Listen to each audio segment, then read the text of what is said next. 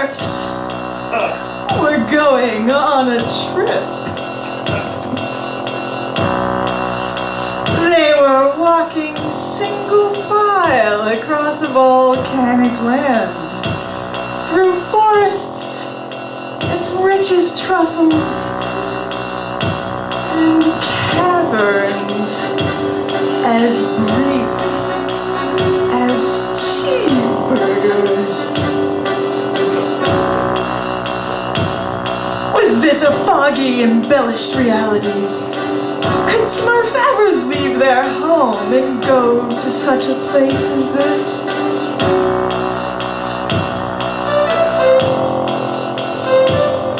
With good reason. With good reason. It is possible that a lone Smurf started this. He, as it is always a he, was overly curious. Curious with an inner gumption that one could call rather feverish, unsmurfy.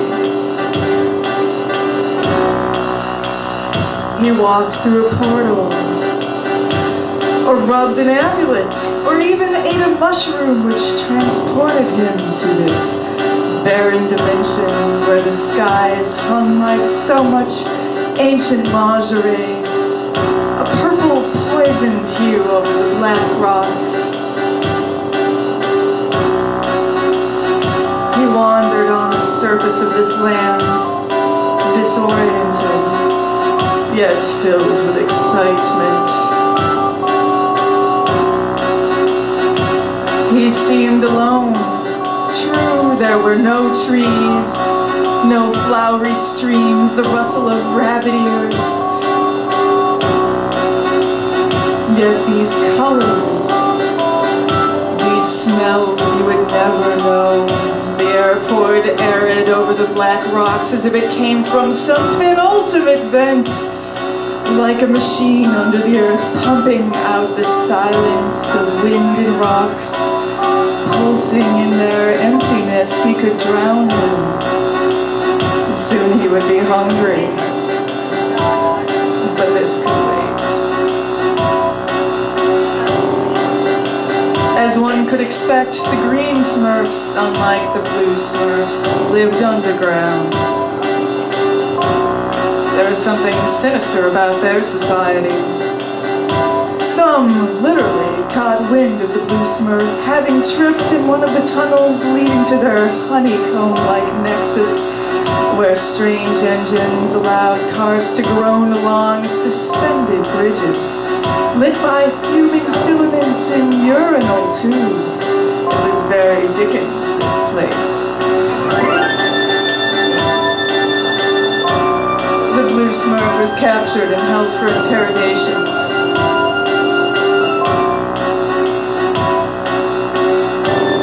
Officials wearing elaborate purple gear, unlike the utilitarian stocking caps and long johns of the blues, took turns watching the soiled blue Smurf twitch with hunger in his narrow bamboo cage, suspended in what was like a cathedral of stalagmites and behemoth machinery.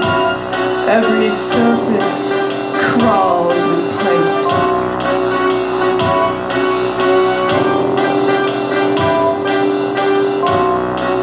Smurf, the only Smurf to have facial hair, which brings us to the question of arrested development among the tribe, frequently receives knowledge of the misfortune of individual Smurfs through something which may be telepathy or knowledge of the dark arts. How else could they compete with that Smurf-hungry wizard Gargamel for breathing space? Papa Smurf, intuiting that this was a matter of mucho huge priority, mobilized the tribe of the remaining 99 Smurfs plus one Smurfette to make the trek through the Belgian forest to an Avalon-like region of limbo where multitudinous dimensions converge like giddy-drugged tongues. For Papa Smurf had obtained knowledge that the tribe of the Green Smurfs wanted to enter entered the land of the Blue Smurfs, a land of great fecundity in fauna, flora, and boobishly innocent poontang.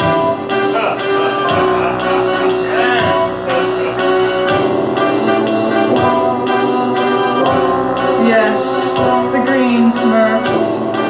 Remember, Smurfette was a homunculus conjured by Gargamel to lure Smurfs to his lair when does not naturally occur. Yes, the green Smurfs did not have a green Smurfette. Naturally, the green Smurfette would have black hair and sideways glances if one was to exist, which perhaps further motivated the green Smurfs to pillage medieval Earth. Which leads us back to the beginning. The task of rescuing the lone blue Smurf and defending their land was large enough to require the entire tribe of Papa to follow him single file into the dimension of lava-like black frosting and arid, lonesome whistling wind. Naturally, this journey was punctuated with choruses of, "Is it a long way, Papa Smurf?" After this was repeated several times, Papa would briefly hemorrhage his coarse blue voice into the punchline. "Yes! Yes, it is!"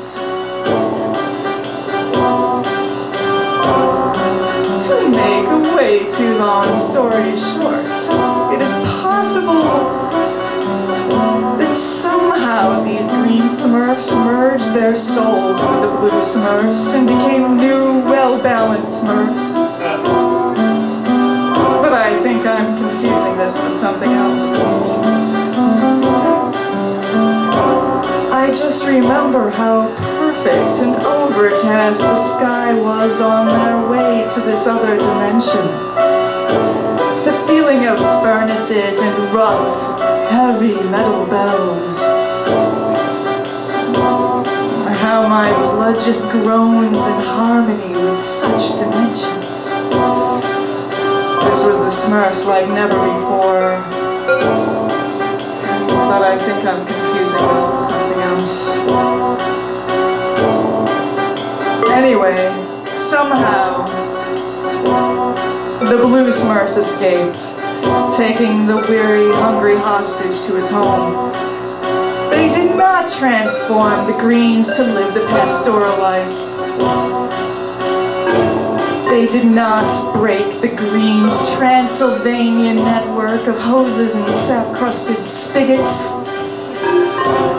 They just left them there, with the memory of another land, of green leaves and breeze and blue skin with its peculiar bread-like incense. The berries used as deodorant. Those panties with ruffles and high-heel shoes.